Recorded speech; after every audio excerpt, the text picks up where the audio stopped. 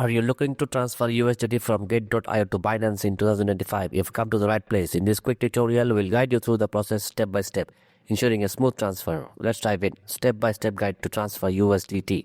Log into Gate.io. Start by logging into your Gate.io account. Once you're in, navigate to the wallet section. Select deposit. Click on the deposit option and choose USDT as the cryptocurrency you want to transfer. Choose the blockchain network. Here's a crucial step. Select the blockchain network. For lower fees, opt for TRC20 Tron, which typically has fees around 0.8 USDT. Other options include ERC20 and BEP20, but they may have higher fees. Copy the deposit address. After selecting the network, copy the deposit address provided by Gate.io. This is where your USDT will be sent. Log into your Binance.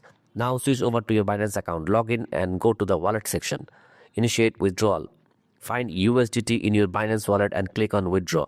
Enter transfer details. Paste the Gate.io deposit address into the address field and select the same network you chose earlier.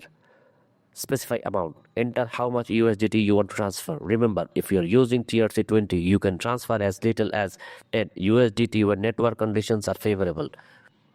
Confirm details. Double check all details, especially the address and network, to avoid any costly mistakes.